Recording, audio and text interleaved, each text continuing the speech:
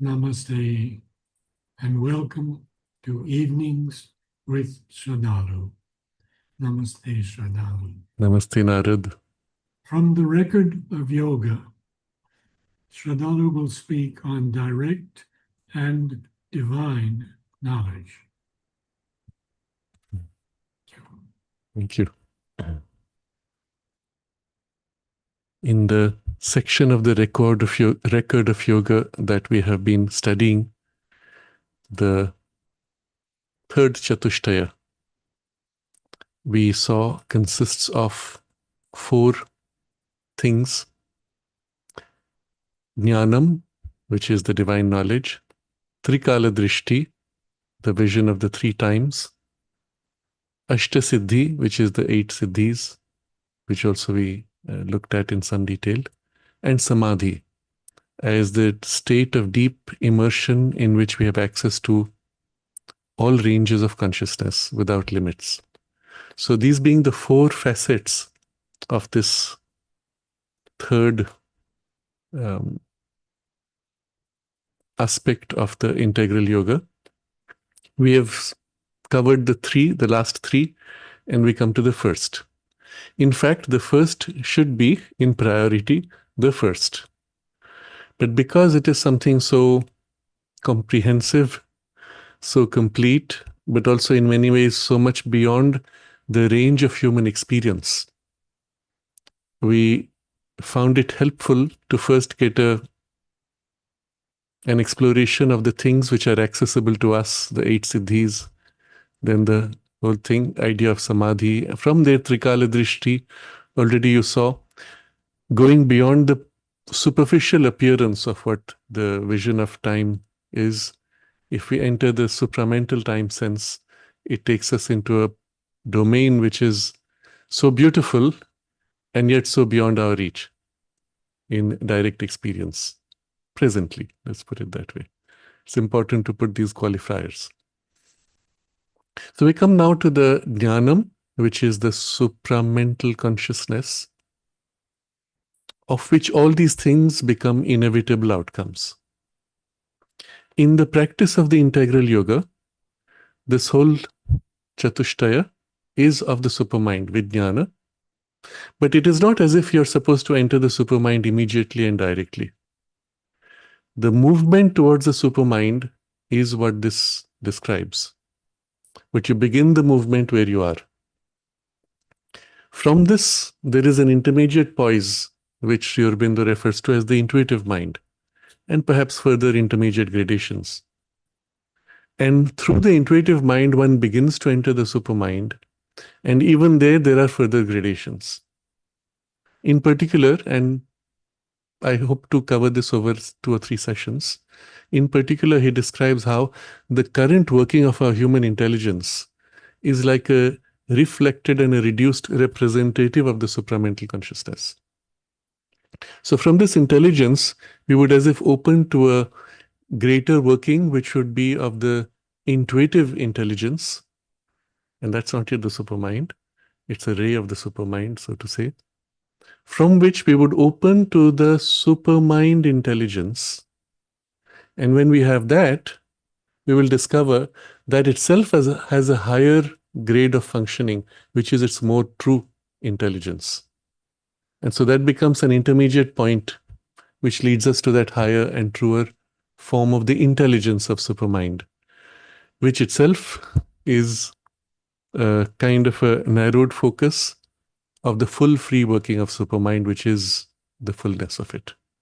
So distinct stages, each of which is accessible from its previous stage, is the series through which we ascend to that consciousness.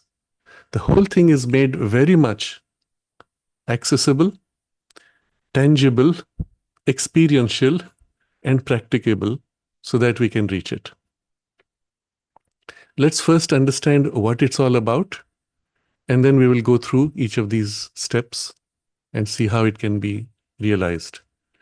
The description of Vijnana, the Jnanam, the first point of the 4, is given in 2 sections, which I have put links for, In the first one, which I will reach, it is somewhat complex and cryptic because there is an attempt to describe its higher working with insufficient elaboration.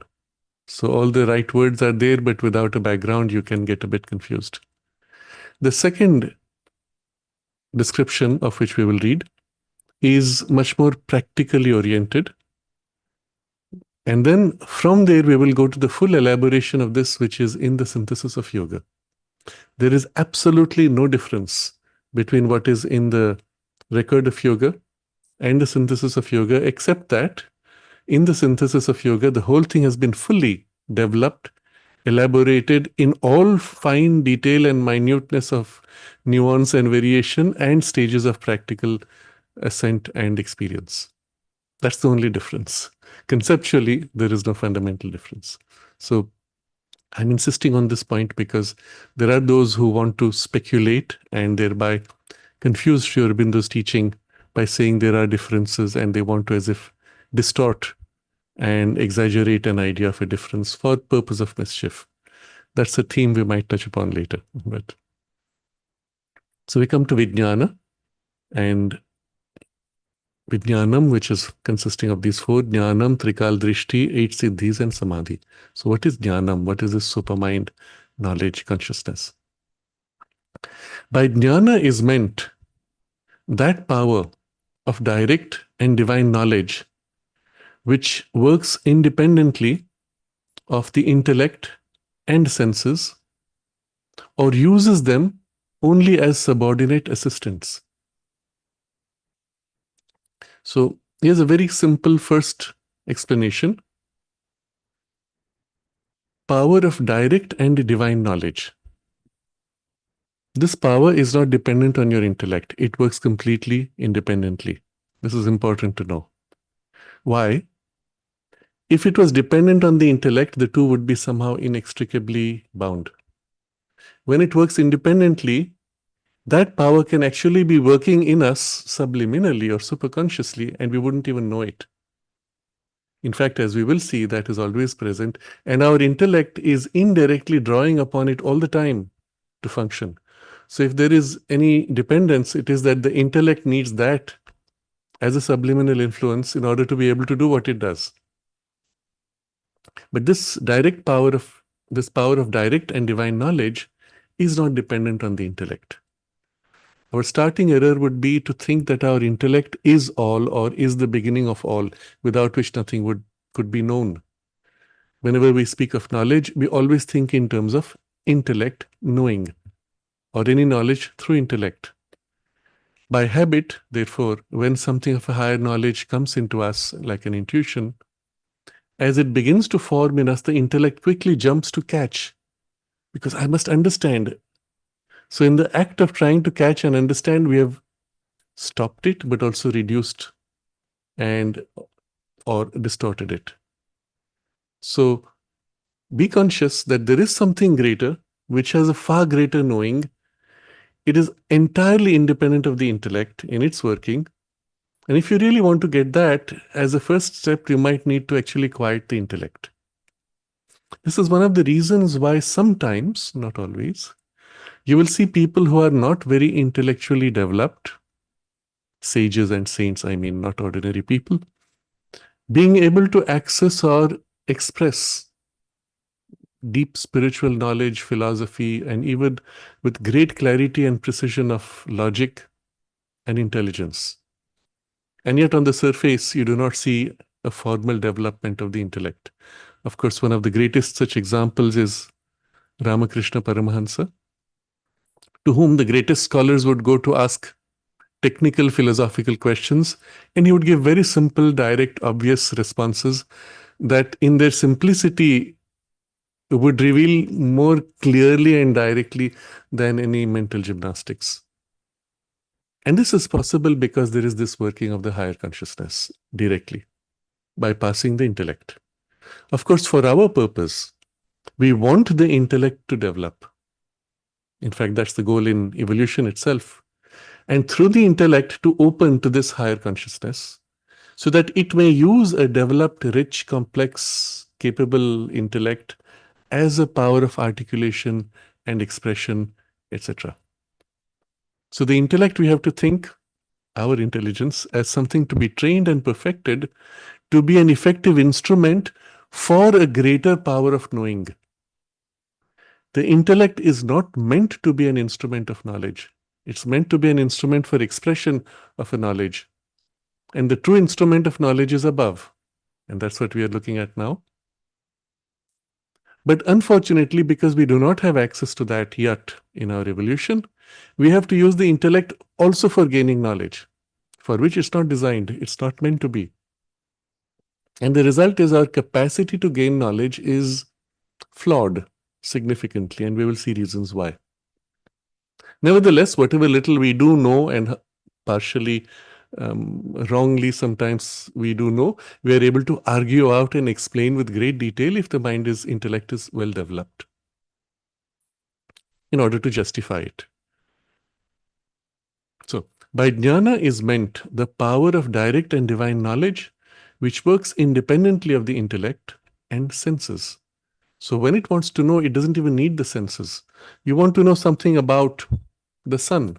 You do not need to create a telescope to be able to observe the sun in order to gain knowledge.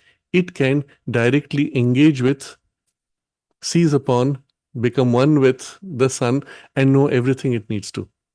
It is not dependent on senses. This is another feature which to our physical process of mind seems surprising. But it's not so surprising if you think in a more abstract way. Our intellect needs physical senses when it wants to focus on a physical object. But having made a series of observations on the object, the processing of the observations is done independently of the senses. The pure realm of reason, logic, and mental perception.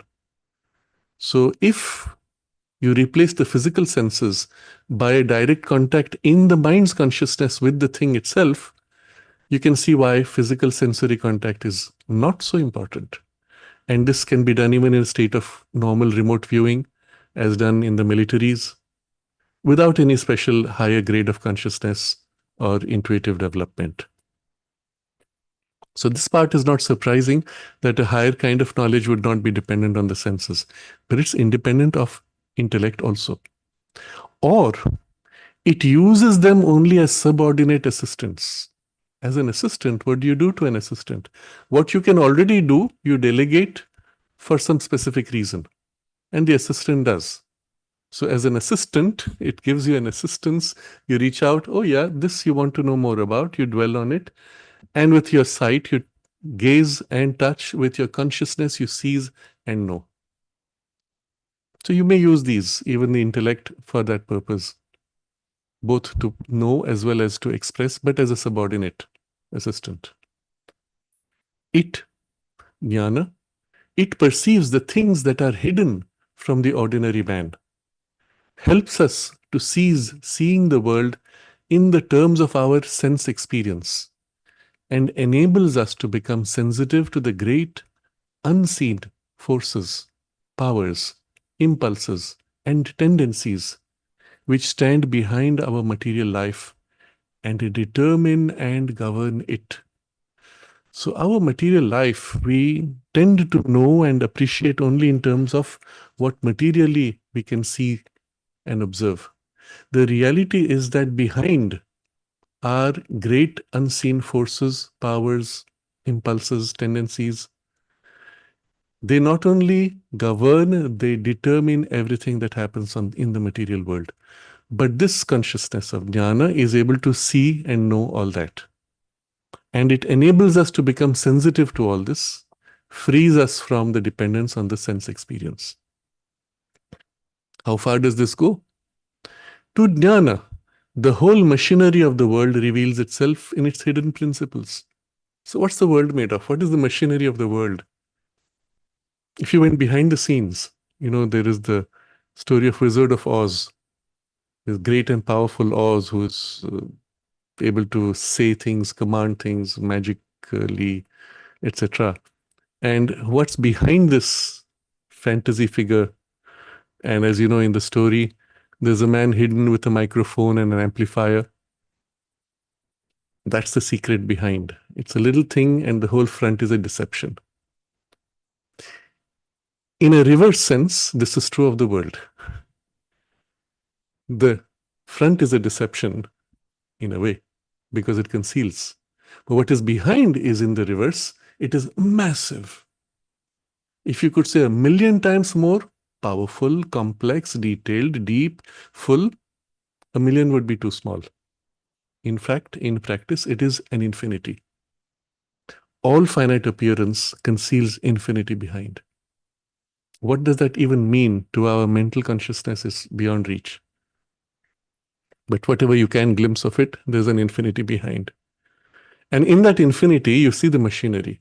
And if you had to describe that machinery, what are the primary mechanisms or components of the machinery? The moment you say there's a machinery, you should be able to say machinery consists of this and this and this, right? Otherwise, you can't say, oh, it's just a complex series of cogwheels. Then you'll still say complex cogwheels. What is the nature of the machinery? What are its primary constituents? And Sri Aurobindo lists them. It's one of the most interesting texts. Very brief summary form. That's why I said it's a bit inaccessible because it is not elaborated upon. To jnana, the whole machinery of the world reveals itself in its hidden principles. What are these principles? The nature of Purusha, consciousness, essential consciousness that supports and holds everything.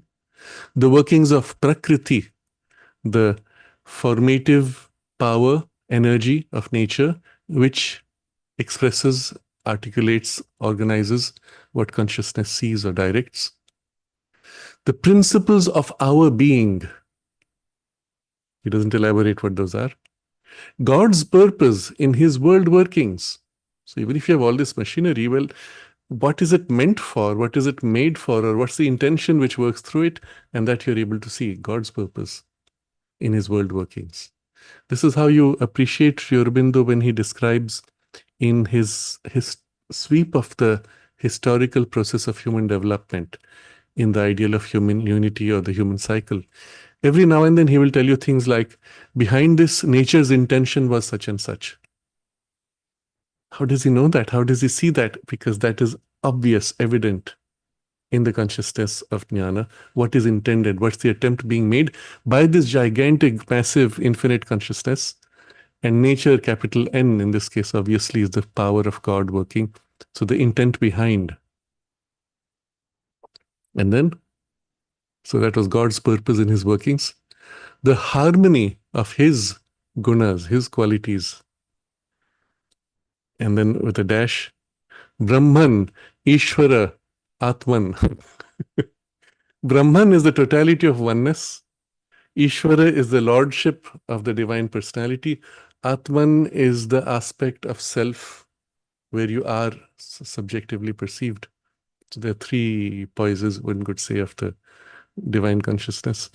Man and beast and object, idea and name and form, reality and relation, all these. So he's put a list of all these and their workings and their harmony. All these show themselves to the eye that God has illuminated with the sun of his knowledge. So this state of consciousness, jnana, is the illumination by the divine sun of knowledge, revealing everything. Now, the moment you find a wording like this, you'll say, oh, Sri Aurobindo was a poet. He has a way of poetic expression. No, it's not. Certainly he was a poet. Certainly this expression has a poetic character, but precisely it has a poetic character because it describes a reality so complete that if you had to give a verbal description, it would take paragraphs or pages. And you do find him doing that. But much more easily captured in an image because the image is so potent. And that's the power of poetry. And that is why poetry is meant to be, intended to be a means for expressing mystical experiences.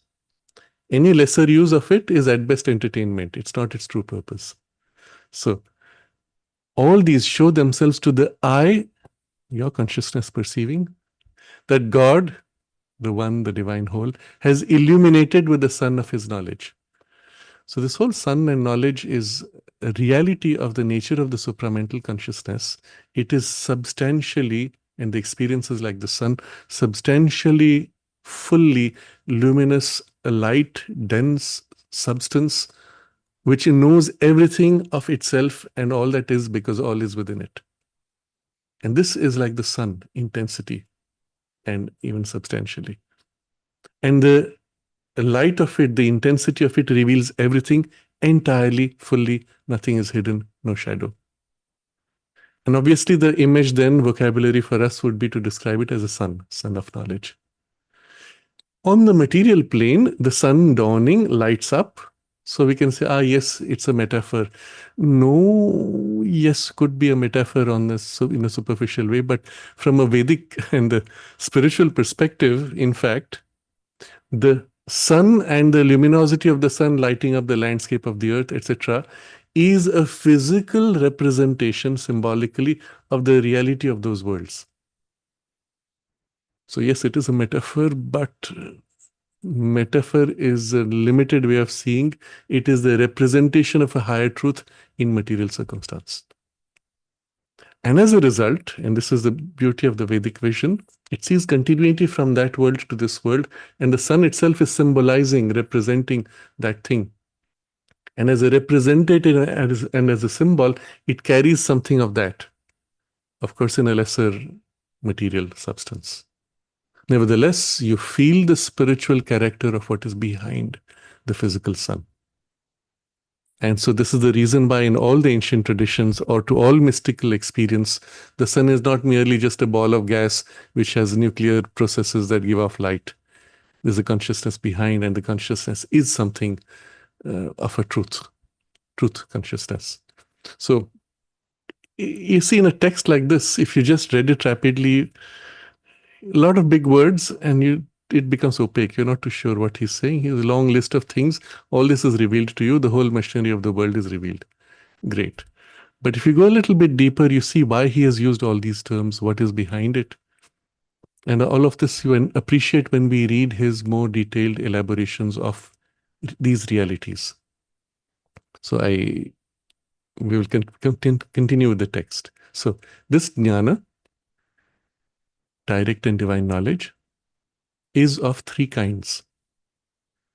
Jnana of thought, jnana of experience, realization, or pratibodha, Sanskrit terms, and jnana of action, or satya dharma.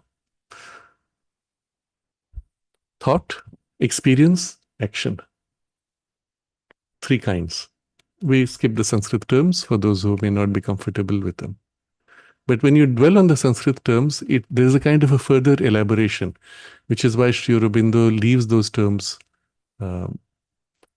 in place.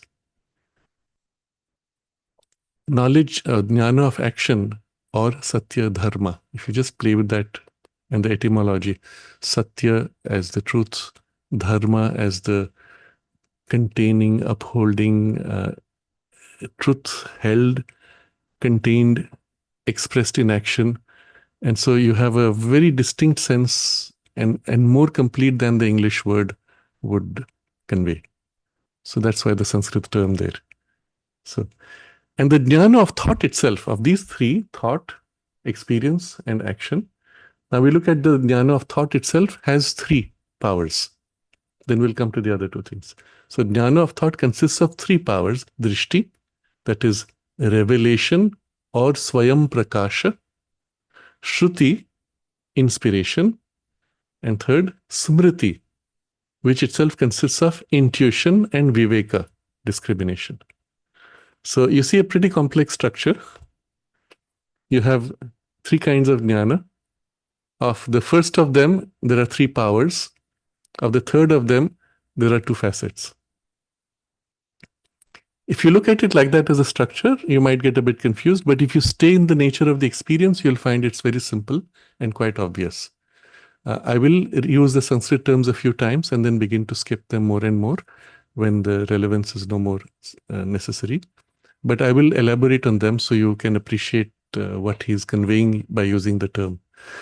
So the jnana of thought has three powers: revelation, inspiration, and intuition with discrimination.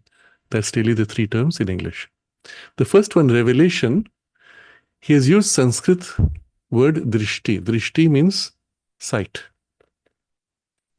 Second word he has used in Sanskrit, swayam prakasha. Prakasha is luminosity, illumination, and swayam is of self, of itself. So swayam prakasha you could translate as self-luminous. Self-aware, when you think of I'm conscious that I'm conscious. That's self-aware. But when there is vision, and in vision, in oneness you experience, it is self-luminous revelation.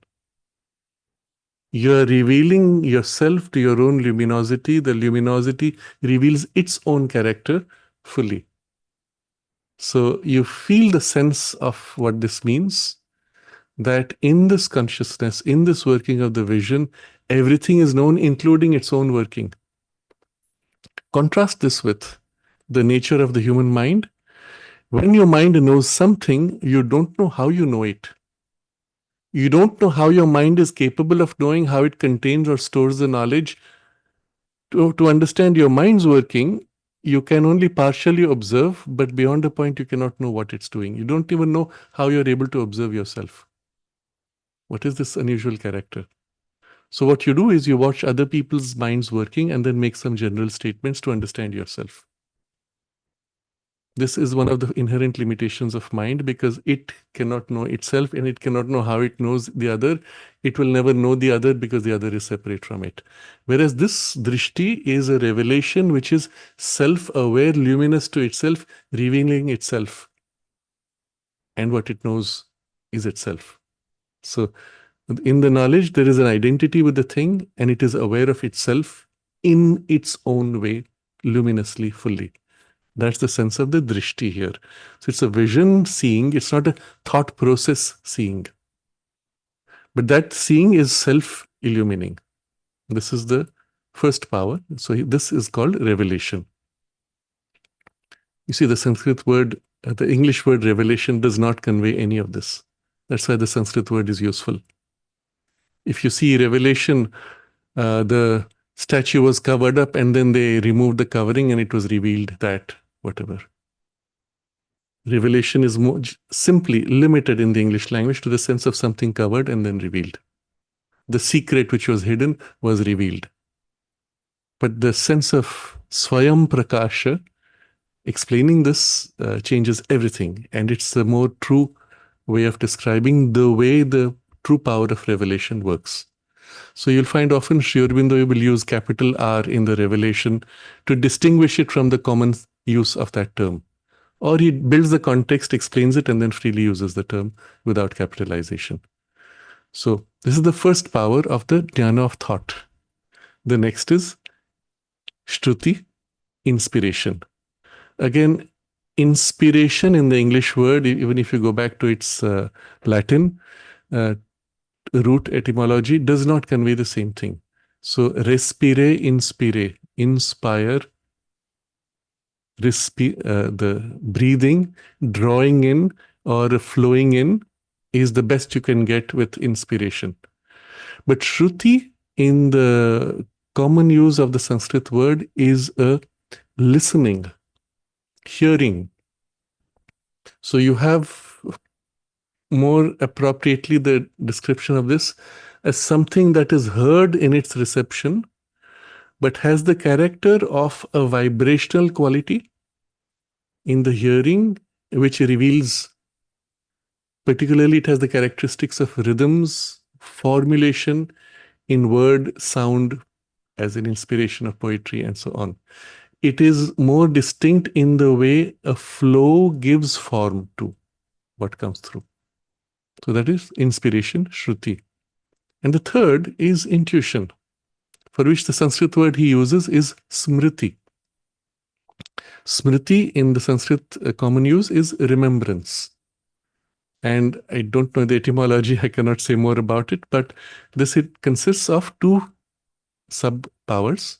intuition, and he uses the word viveka, which we can translate as discrimination. So intuition, unlike the revelation, which is like a seeing, inspiration, which is like a hearing, the intuition is like a touching. And in the touching, or with the touching, is the second aspect of it, which is discriminating. As you touch, you feel, here there is something, here there is not. Or here there is something and it has a boundary, it has a limit, it stops here, it does not go further. So the discrimination separates the truth from the mixture, is able to distinguish the grades, character, and substantiality of what is true, separating from what is different in substance, but in the touch, in the contact of consciousness. Now, again, the reference to seeing, hearing, or touching is a kind of a reduction to the human experience. In reality, the way it works, and we can draw on examples which are accessible to our mind as it is, when you think of something, you're trying to understand something, at first it feels like it's opaque. Let's say a text like this, which perhaps the first time you read, I don't know what it is. I know what the words mean, but I don't know what he's talking about. And then you read it again and again, and at some point, suddenly something clicks and you feel, I think I'm beginning to get the hang of it. It's like I can feel what it is. It feels so deep, it feels so rich. You're describing in contact, a first and partial contact. And then as you go deeper into it, there is a flow and a rhythm that you're able to feel.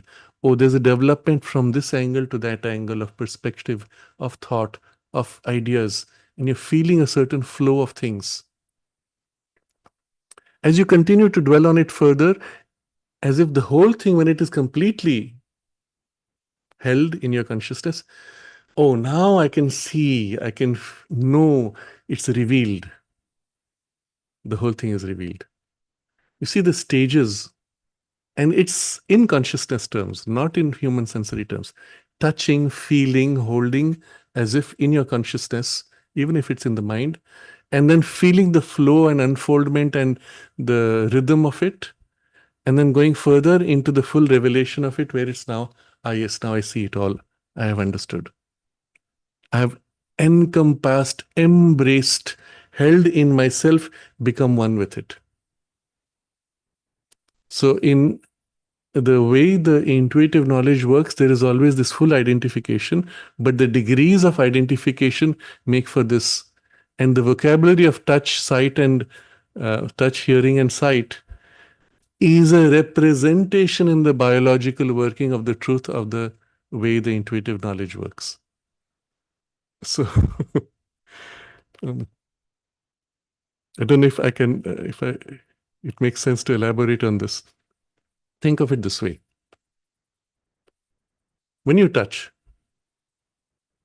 what's really happening? There are sensations in the nervous system linked to specialized cells of the nerves, which respond to specialized kinds of things. So some cells which respond to pressure, some which respond to movement. There's one particular cell pattern, it seems interestingly, which responds only when you touch in a particular way, which is a caress of between 3 to 5 centimeters per second. Like when you caress a child. You caress someone to express affection. You go at that speed. And there's a whole bunch of cells of the nervous system which respond only to that. You go faster, they don't respond. You go slower, they don't respond. You press, you push, you bend, twist, they don't respond. Specialized cells which pick up a pattern. And what is interesting, so they did this experiment. They invited a large number of mothers with their babies, and they put these cameras to watch them. And they were told, oh, by the way, there's a delay. Will you just sit and wait? And they were made to wait for a long time. And then they had the video cameras recording. After a point, when the mothers wanted to soothe their babies, they would swing them and then they would caress them. And all the caressing measured by all the mothers was between this range, exactly the range which triggers those cells of the nervous system. We're quite surprised how finely tuned both things are, the biology design as well as your human instinct to convey using that which is the receptive base built up within the biology. But I'm digressing slightly. When you touch, what's happening is there's a pattern of all these cells, specialized cells, which send out signals. They go to your brain, and the brain is processing. That's all we are taught, right? When you listen through your hearing, again, what happens? The sound vibrations entering, they go through a kind of a spiral-like tube, which has fine hair sensors for various stages of the resonances within that tube. And they are vibrating and triggering nerve cells, which all go to the brain and are processed. Technically speaking, the touch on the skin and the hearing inside the ear, where the sound is basically touching these sensory fibers, is touch finally, is finally reduced to signals of specialized nerve cells. They go to the brain processing centers, which might be slightly different, but the signals coming in are electrical signals and patterns of signals, and what is processing are brain cells processing and of the same kind of brain cells. Come to the sight. The light strikes your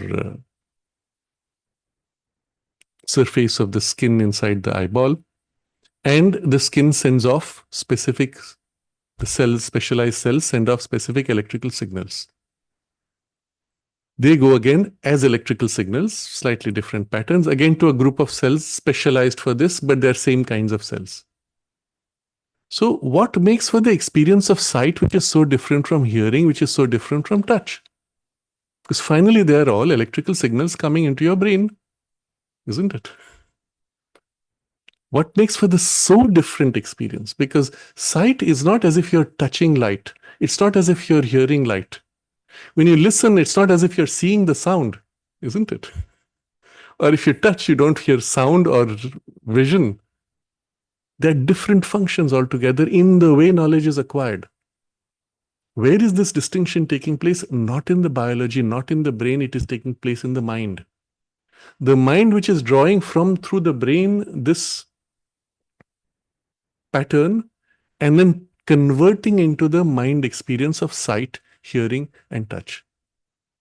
So the distinction of sight, hearing, and touch are actually essentially distinctions in consciousness experience, not of distinctions of biology inherently.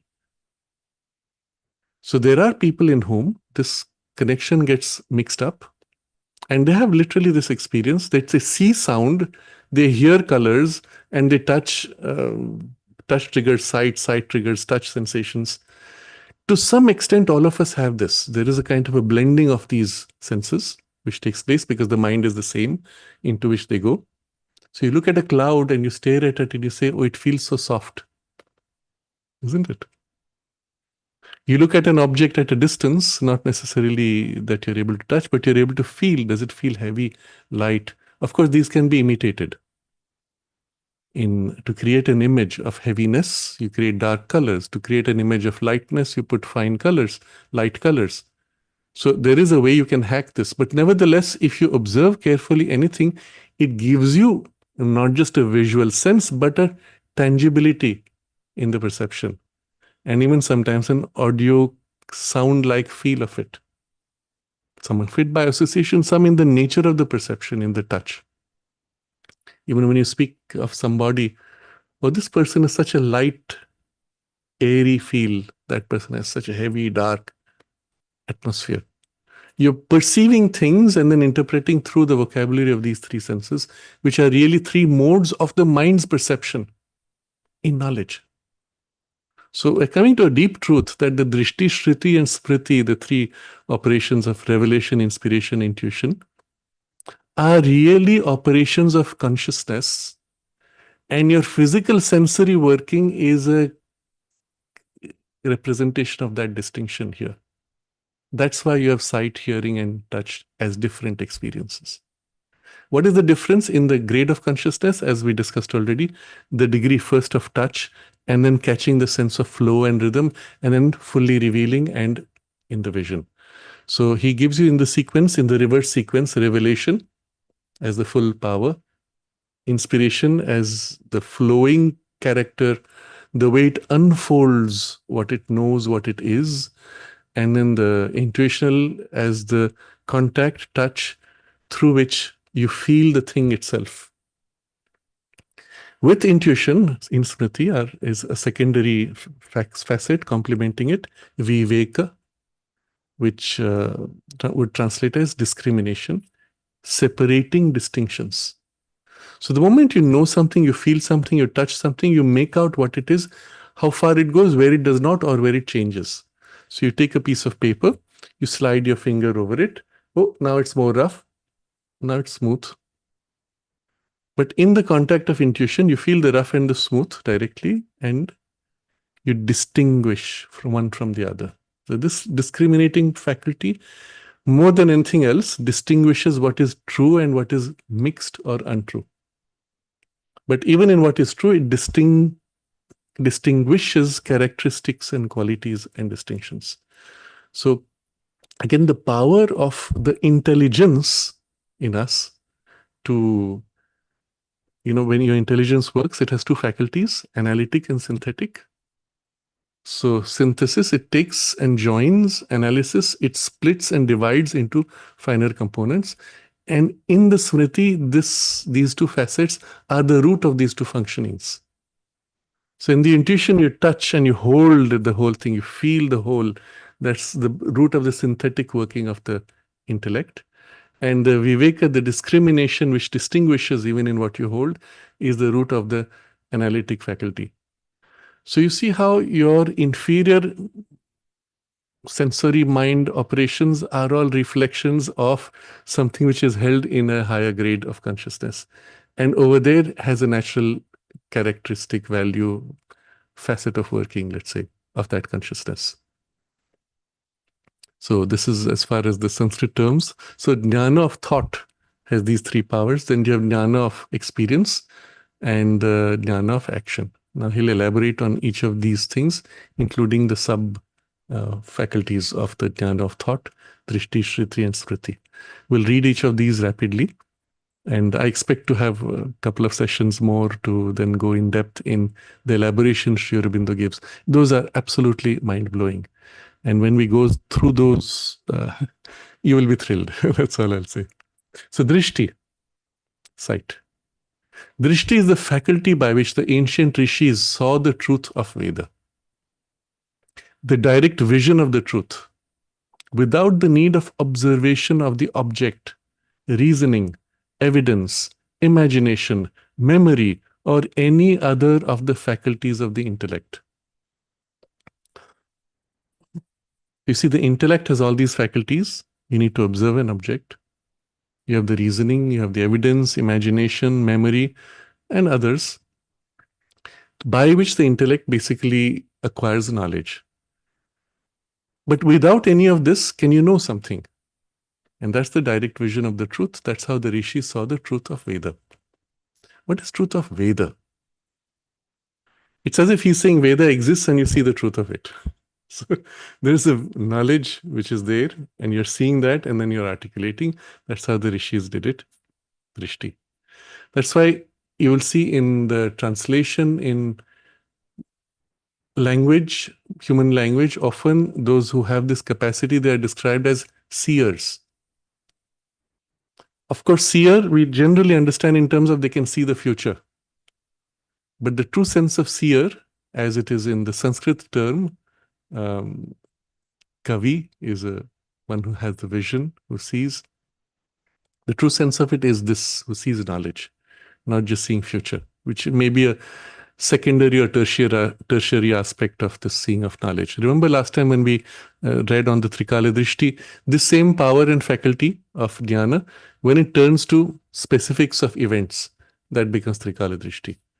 So it underlying is a greater power, much greater. So be careful not to consider anyone who has ability to perceive the future as seeing that. This is a very derived and secondary capacity, even if it is true. That is a much more complete capacity. When you have that, then this is naturally evident also. So it is as when a man sees an object and knows what it is, even if sometimes he cannot put a name on it. Interesting. You look at something, you know what it is. You don't have a name for it. As babies, this is our starting point. We don't know the words in the language, in the family environment where we are born. You look at something, you know what it is somehow. How do you describe it? You don't have words. I know. And that's the one of the reasons why we as adults have the impression that they are not so intelligent or they don't understand. They see things they understand immediately, but they don't have words to articulate. And when a child begins to articulate and can articulate in clear terms, they say, oh yeah, this fellow is unusually intelligent. But the perception behind was common to many, not all. There are gradations of development. But when you articulate, then it becomes amazing. And of course, that represents also an accelerated development in the power to describe and express. Nevertheless, you have this knowing. There's an interesting experiment which was done with children when they were shown scenes in 3D or images. This is practically newborn within a few months of birth. I don't remember how many months, maybe it was 6 months or less. I don't know now. I read this 25 years ago, 30 years ago. And they're shown pictures, and they were shown of pictures of things which are normal logically, and then things which are not normal. So on a wall, for example, you would have an object as if hanging in midair. Behind something was hidden, a wire or something by which the whole thing was hung. Or other places, the same object was placed on a stool or with a support. So to the perceiving consciousness, an object which is placed on a support, well, that's normal. You remove the support and the object stays hanging in midair, that's not normal. But a baby who's newborn, theoretically, should not have this distinction. Supposedly, our brain comes with a blank and we are learning at that point. So if you see unusual things, you should be able to say, okay, that's normal. And surprisingly, the baby looking at these abnormal things stared, got upset, and began to cry. They couldn't express what it was. It doesn't make sense. It doesn't work. What is this weird thing? So there's already a kind of an implicit knowledge of what is true, what is not, what is real, what is unreal, what is possible, what is not possible, etc. And there was a reaction when things were put in this way. So there's a very deep part in us which has this ability to look at things and even sense and know things, but you don't have word to express. So it is as in the drishti, it is as when a man sees an object and knows what it is, even if sometimes he cannot put a name on it. But sometimes you can put a name on it, even though you're seeing it for the first time. How do you know it? That's the nature of here's an analogy. You know it directly. It's not the drishti, but it is as if it's like the experience is like that. He's giving you points of access in our human experience where we can say, ah, yes, that's what it feels like. It is pratyaksha darshana of the satyam. Sanskrit terms. Satyam is the truth and essential, deep, one divine truth of things. Pratyaksha darshana. Darshana is revealing, revelation, vision. Pratyaksha, in form, in substance. I cannot go into the etymology, but it is in form, in substance, vision, in knowing, and knowing of the truth. This is drishti, revelation, the power of revelation. So when Sri Aurobindo grew into this consciousness, all this knowledge and the machinery behind of the world's working, including God's will in the working of behind things, they were obvious to him. From this consciousness, he wrote what he wrote, particularly from 1913-14 onwards, in the Arya at that point in 1914, but even before. But it is from this consciousness that he wrote everything, which is the reason why he can be not only so comprehensive, but at the same time so accurate in nuances of details, and at the same time able to cut through deceptive appearances and go to the thing itself and tell you that's how even the deception occurs in the appearance.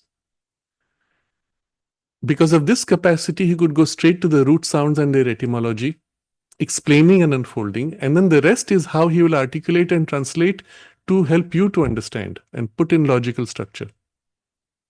So when you read his text, for example, on the secret of the Veda, when you start reading, he says, yes, there is this theory, we could accept this part of it, which might be true, but the rest doesn't make sense because of. And so he's taking bits from various kinds of theories, showing what part of it is true, where it goes wrong. And then he brings all these pieces together, and then he says, but there is a deeper truth behind, which gives justification to all these pieces and puts them in their right relation. And he goes to that deeper truth. Why can he do that? Because he already sees from within, and when he sees some theory which is partial or even wrong, he's able to extract the element of it which is true, which gave it the right to exist. But where and how the deception took place is obvious. And then he articulates this. And when he articulates it, when he speaks, writes, it has to have a sequence. You look at 20 things parallelly, and you see it all in one go in right relation with this essence. Now, how would you describe it? There are many ways. One is you start, this is the essence, this is the fundamental from which this derives, from which these facets come. And each of these facets, if you take exclusively and with a bit of a distortion, you get each of these theories. That would be one way. Or you would go the other way. You'd say, this theory has this theory has this is the content, and then build towards the comprehensive. But if you did that, you would have, assuming it's 20 theories, which one would you present first? Which would you present second? Which would you present last? Is there a natural sequence to their unfoldment? Literally all those pieces that he sees in various perspectives, he sees their interrelation, sequences them in a way that has a logical and meaningful unfoldment, each preparing you for the next. And towards the end, the whole thing works out in a kind of a comprehensive blend. I could present the whole story this way, that way, the other way, or a sequence, present this and do a flashback, present the main key elements of the major 3 theories and put the other 17 subservient to them as parenthetical observations. Each way of presenting is to him available just like that. Which one would he choose? That which seems most suited for the target audience of the modern mind. Again, it would be different if that audience was of 100 years ago, or audience of today, or the audience of 1,000 years from now. So where does he target? He has to target it in a way that it builds from what is currently accessible on its edge, on its limit, and builds to what would be relevant for at least a few hundred years, maybe 1,000 years. You see the consciousness from which the articulation can take place because the vision is so complete. And it is this which was the basis of Sri Aurobindo's own writings. That is the drishti. And from here you see the flow of the shruti, the inspiration, and you'll understand now this relationship.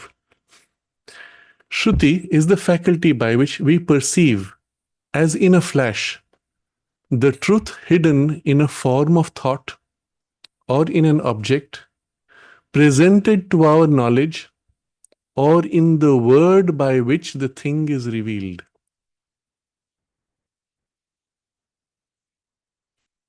It is that faculty by which the meaning of the mantra dawns on the mind or on the being of the sadhaka.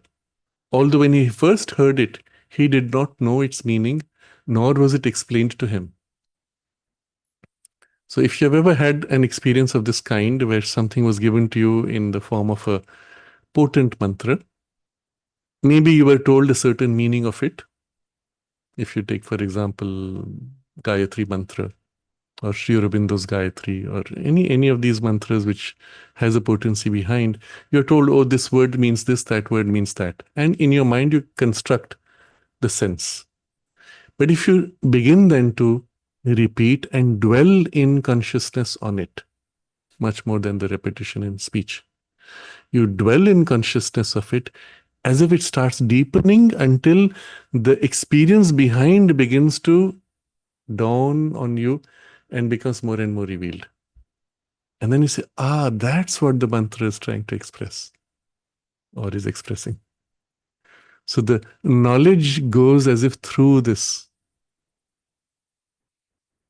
It can happen rapidly or slowly. So Shruti is the faculty by which we perceive, as in a flash, the truth hidden in a form of thought. A thought is given. That's a nice thought. Oh my, there's something so much deeper inside. You feel it. Or in an object presented to our knowledge, here's this thing. Oh, it's so interesting. And then suddenly there's a flash of insight. Oh, this will be so useful for so many things like that. I didn't even see that in the beginning. It reveals. Or in the word by which the thing is revealed. So you speak. I've never heard this word before, but I catch what you mean behind it. Interesting. When you think about it, it's not so surprising because all of us have this ability to catch what is behind the word. Often in the way a word is expressed, the feeling behind. If, for example, as babies, we don't even know our maternal language. How do you understand what each word means? No parent is telling you, this word means this. In the context, the meaning of the word is absorbed.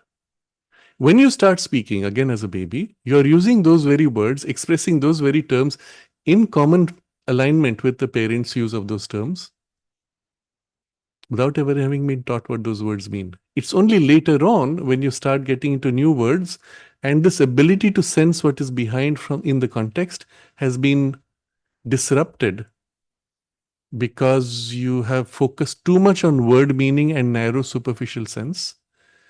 At that point, a word is given to you and you are taught, look it up in the dictionary. Yes, that's good. It helps you somehow to get sometimes very clear sense of the term. But the vague sense and often a more true sense of its meaning, but also its usage, is had when you hear it repeatedly in the context of the experience and you feel what is behind the word and you absorb it. Strictly speaking, this is the only way to truly learn a language, by entering into the experience of life in the language. So today, fortunately, because of technology, we are able to do something of this through cinema, for example. If you wanted to learn a language, you would listen to and watch experiences, and ideally you would, to save time, you don't have to waste so many hours to learn a small vocabulary. In order to save time, you could make a very rich, compact, and intense series of experiences with words repeated. For children, the same thing is done with images in a book. The cat chased the mouse. You see the pictures, of course, you know. But it's obvious because it's an object. What about complex things like meaning? So and so was upset. What is upset? I've never heard the word before, suppose. But when the person says so and so was upset, in the vibration behind, you feel the sense of it.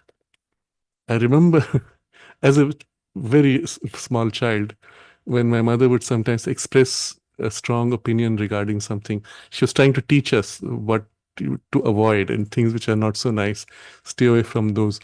And she would say something like, oh, that, gee. Just the gesture and the sound associated with that, you see, a whole meaning of what it feels like to enter in relation with that, or what should be your relation with that, has been transmitted. Did you even use a word? So you get the feeling of how the knowledge is transferred in this, and in the Shruti, in the inspiration, you know the thing and the word and the meaning behind the word, or sometimes you know and the word forms, and so on.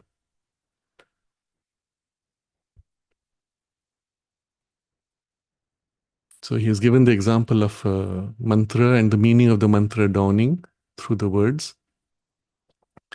It is as when a man hears the name of a thing, and by the name itself, without seeing the thing, comes to know its nature. So someone is narrating, I went to such and such a forest, and in the forest I saw, and he speaks a word, tiger, lion, gorilla. And you catch the word and somehow something is conveyed. We are not taught to pay attention to that. But when you do, you already begin to get a sense of it. And there are examples of people who are autistic. And with what is interesting with autism is there are two kinds of autism. There is a kind of autism where the intellect is somehow subdued and unable to function with anything very useful. Something is blocked. There's another kind of autism, which is where the capacity is very great, but the ability to link to the surface consciousness or articulate or express has been blocked. So inside, the consciousness is inwardly turned and very richly experiencing and even enjoying the world in its own way. And so much so that turning out through the senses to communicate with the people feels so superficial and fake or uncomfortable or overwhelming, and you prefer to withdraw and stay in this world. In the second kind of autism, which is not a deficiency of capacity, but a split between the capacity of perception and the capacity to express. Often the perceptive capacity is unusually developed in an unbalanced way. So there are examples of this, autism, or sometimes they are called savants, children savant or child savant. Little children who do not even have a vocabulary or a capacity to speak, but can express things unusually. So there's an example of one such, which is documented, and I had seen the video at some point. This person is sitting with a lump of clay. You can speak any word of any object. He has never seen, he's never heard that word, and he'll shape the clay to take that form. So if I remember right, in the video I had seen, there was this person saying, "Can you make for us a kangaroo?" This fellow has never heard the word kangaroo. He's never seen a picture or a video. He takes a lump of clay and starts shaping it and builds an exact replica of a kangaroo. You pick a term like one of these dinosaurs or something, pterodactyl, for one of those birds of that age, he will create the shape. How does he know? It's as if some part of his consciousness is tapping into a universal memory or knowledge, and the moment the word is spoken, the thing behind is being revealed, and he has access to the thing behind in its full details. In form, in this case. So you hear the name of a thing, and by the name itself, without seeing the thing, comes to know its nature. A special power of Shruti is the revelation of truth through the right and perfect Vak in the thought. So there's a special power where Vak is the creative speech that flows from the divine consciousness. The revelation of the truth flows through this, and in thought it forms. And so there is this flowing movement of the truth coming, and it finds form, and then depending on the way the consciousness is developed, you dwell on it, articulate it, or as you articulate, something more comes and you keep articulating it, and that's what makes for the spontaneous poet, or sometimes a musician, or even an artist. So this movement where the higher truth comes and is revealed and can continue to flow in a series of, or in a sequential revelation. And that's really what we would describe as the great geniuses of art of this kind. So Shruti is the dawning, and you see everywhere there's the form and then the thing behind the form, or the truth then revealing itself through form in the thought. Unlike Drishti, in which everything is seen and known and in full identity in what is seen. Here there is something which is behind, and then there's a relationship between the two of revelation through a sequence of revelation, of the covering or the symbol of it and the thing behind the truth. The third thing is smriti. This is intuition with discrimination. Smriti is the faculty by which true knowledge hidden in the mind reveals itself to the judgment and is recognized at once as the truth. So something was hidden behind, appears, yes, of course it's obvious. So it's as if it was there inside, you didn't even know it was there, but when it came forward, you realized it was there and you recognize it. That's why smriti, the word means remembrance, memory. So you draw out as if from a memory. He elaborates. It is when a man has forgotten something he knew to be the fact, but remembers it the moment it is mentioned to him. So the way this intuition works and the smriti faculty, as somebody is describing, explaining, narrating, something within you resonates and says, yes, of course, this is obvious. Yes, of course.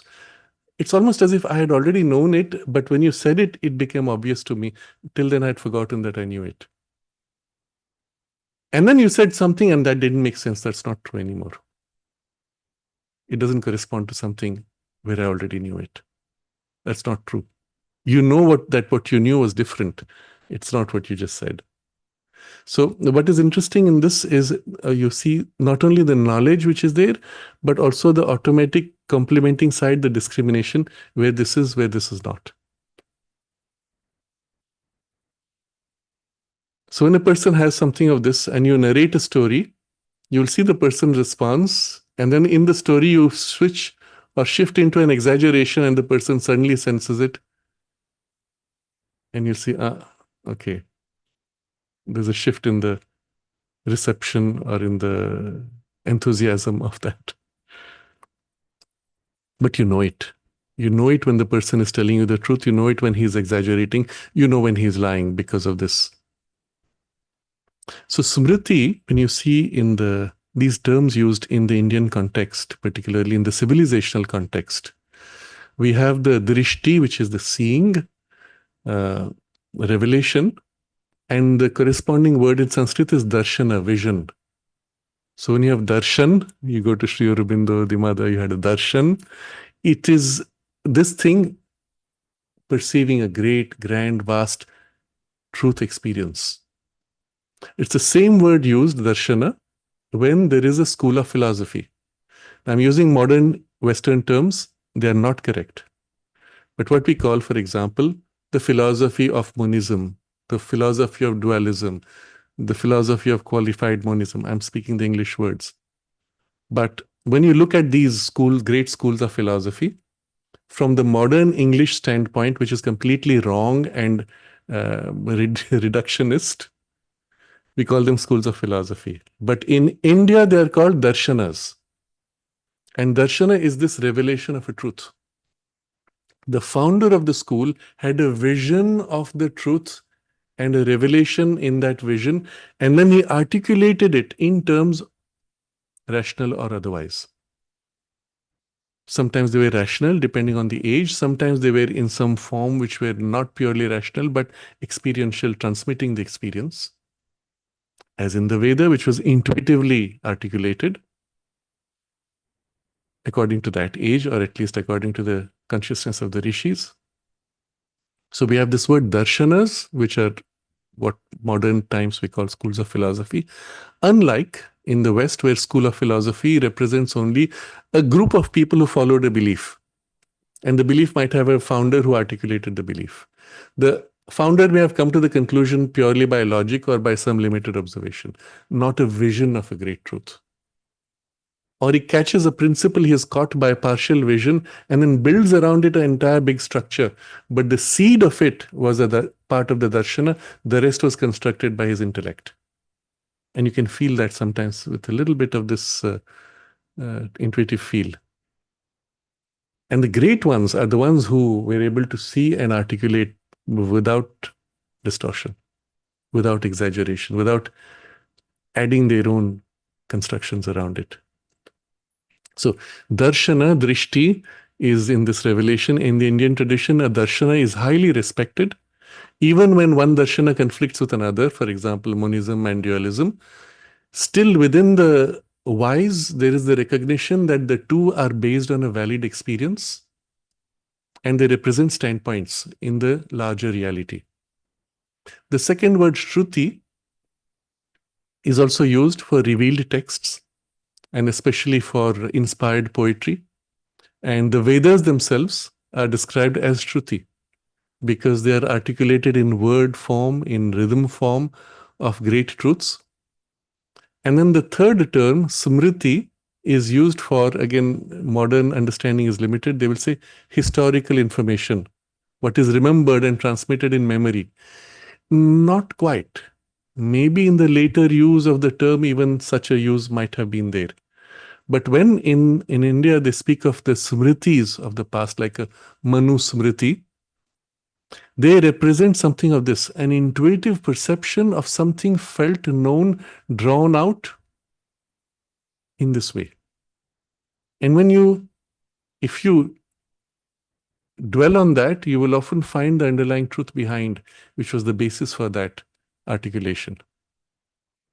So Smriti is considered inferior to Shruti, and Shruti is, of course, specific to the Veda in this context, but Darshana, Shruti, both could be, they're different. In the Veda, of course, there was the vision of the Darshana, but it's not the word used traditionally for that. You could still say the Vedic rishis had the Darshana and then it was articulated in the flow of inspiration. The distinctions are secondary. Understand how these words were held with great reverence in the civilizational context. So when you speak of Darshana, Shruti, Smriti, they have a very great value. And in the modern language, because largely our modern education and academia has been westernized and is rooted in Western values, these terms have been reduced. And even their distinction and their deeper spiritual sense has been lost because there is no equivalent idea in Western academia. In India, if there is a darshana, you begin by assuming there is a great truth behind, whether you understand it or not. This is not acceptable in academia, where you have to argue out and justify. And if I can find in my own limited stupidity 2 words and I show, oh, this does not fit, that fellow is wrong, or I can criticize him as if I know better than him. And that's, from the Indian context, an immature mind, like a child trying to criticize a person of great wisdom because he cannot understand that there is such a deep truth. He is incapable of grasping it. So there's a fundamental difference in approach, and therefore, as a consequence, in the education itself of these things. So you take the Veda, and it is great Smriti and Darshana flowing. I don't understand. It's beyond my capacity, even in my knowledge of Sanskrit, but I will learn it by heart and dwell upon it until the deeper truth behind will dawn in my consciousness. That's how the Vedas were taught, at least up to a certain point. But the mind had been prepared to perceive the truth intuitively behind, and such a mind now could take this, and here's a verse, dwell on it, come back to me, the Rishi says. And then the person comes back and reveals something. This is what I got. And the Rishi says, very good. Now go again, dwell further. And then he comes back with a deeper insight and so on. This kind of teaching would not be understood in the Western context today because of the very coarse-screwed reductionism of the superficial intellect. It is that which is the basis of modern academia, and therefore so greatly flawed. And in India, the whole thing has been imported because there's the imitation, the educational system itself following the phase of colonization of the mind stayed with a colonized mind. What is happening today is a part of the Indian cultural, civilizational consciousness is, having gone through that phase, disengaging from it and trying to introspect to find something deeper and come back and rediscover its roots in its own terms, but without this deeper understanding of what went wrong and what is the correction required. But when it is able to do that, it comes back, and now with a trained mind of the superficial academia, can argue out or compel or assert and play the game. But a very low inferior game. Compared to what used to happen in the older India, I won't even say ancient India, in older India, even 1,000 or 2,000 years ago, a debate meant you spoke from experience and the other person grasped your experience and countered with their experience, and you grasped on experience level and countered with experience Of course, to the listener, the experience articulation is rationally articulated. But behind is an experience. And the person whose experience is more complete and overwhelms the other, or more true and so overwhelms the other, is the victorious in this debate. But it's not a debate as in the modern times where you pick on a word and play on a word meaning and argue out and by some skill of jugglery of terms counter. It's a debate at the level of not even ideas, but of experience behind ideas. So modern debates in their highest become at best arguments of ideas. As a consequence, you end up always with some kind of a compromise where you say, yes, this is true to this extent, that is true to that extent, and we will agree to disagree because there's nothing more you can do. But when you go beyond to the level of experience, it's much more complete. In some, this may be happening secondarily. But in that mode earlier, it would be that as the primary and the wording was the secondary. So how do you know? Either the viewership itself has to be, the judges have to be of a very high order, or they use sometimes the next secondary symbolic reflection. You wear a garland of flowers, and then as the debate proceeds, the one whose flowers fade is the one who has lost. And the story goes, the flowers fade suddenly when you have spoken either a falsehood or an insufficient or partial truth. And the one who's radiating the truth in the experience, his flowers stay fresh. It will be interesting to see. I've not seen that kind of thing, but you can understand rationally how it could be the base for something like that. So I am highlighting these three terms because Sri Aurobindo has used the Sanskrit word, and it's important to go back to the way these terms were used, their deeper etymological sense, but also their cultural significance and the value, civilizational value that that kind of knowledge had going back at least 7,000 years. You're going back to the Mahabharata, which at least 5,000 years ago. At that time already you had rishis and the greater texts of the Vedas going several thousand years before that. So this is, it's been a bit of an elaboration on this point. We have not yet gone to the intuition proper in the context of the supermind, but why he has used these words and what's behind. This is very important to appreciate. Now Sri Aurobindo uses a more English vocabulary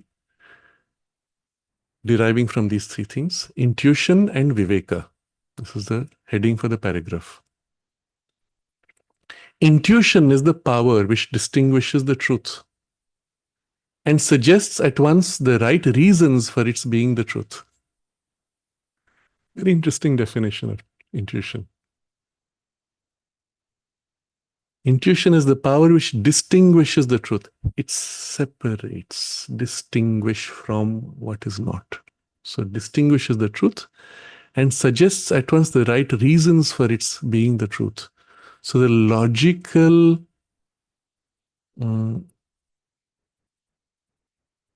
cause or justification of the truth is also held in that knowing.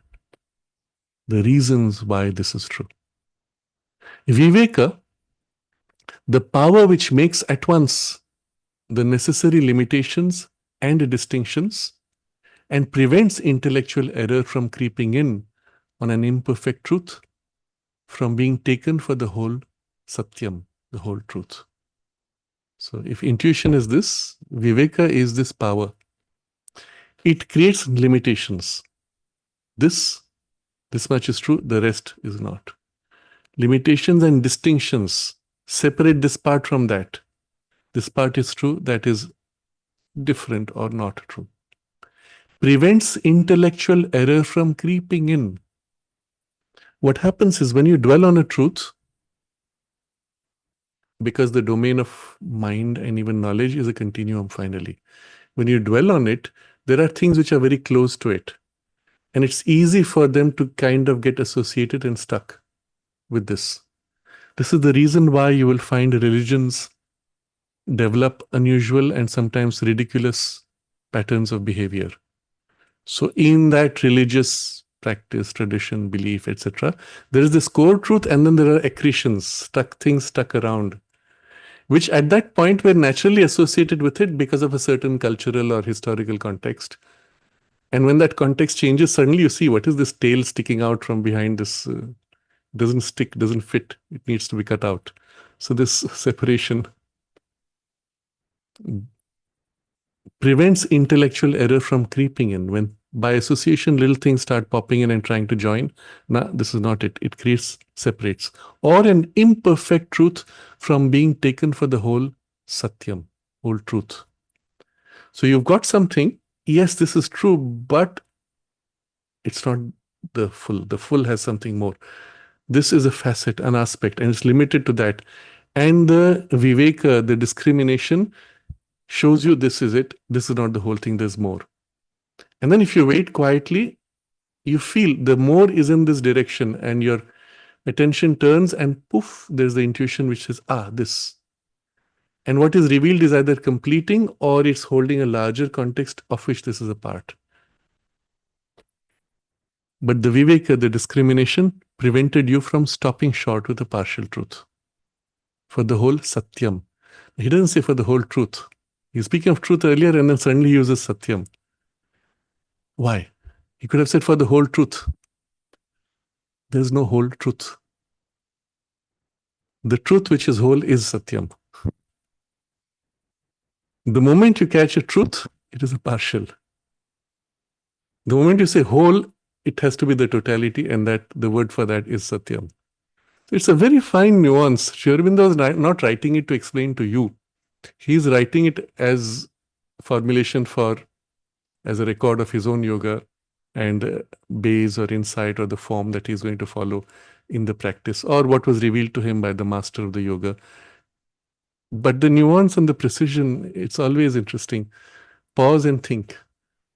When you make a translation of a text like this, inevitably you would replace Satyam by truth, because that's how you've understood Satyam. No, Satyam is the totality. And if you say whole truth, not correct.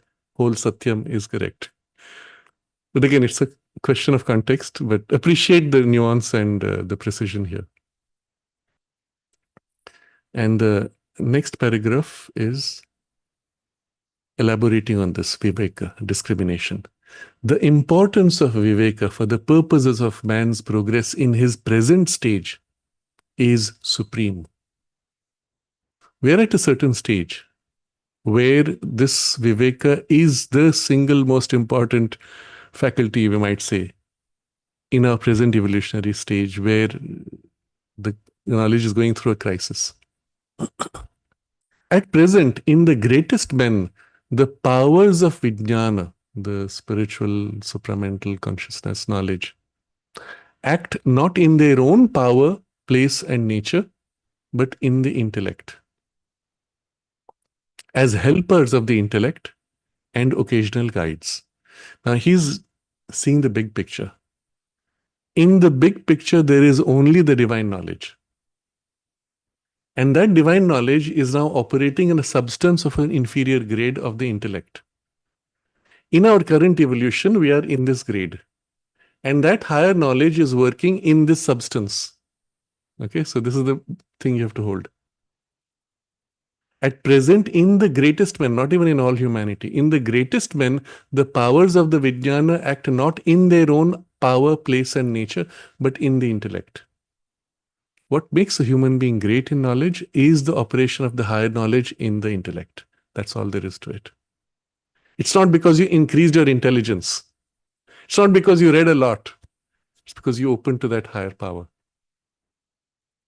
So here's your clue. You want to develop your IQ, you want to develop your knowledge, you want to develop your creativity, you want to develop your power of articulation, expression of truth, not merely your argumentative capacity. Well, open to the higher intuitive consciousness, and that will give you what you're seeking. It's a much more direct, much more rapid way than reading thousands of books and then trying to create a mishmash of things you've read.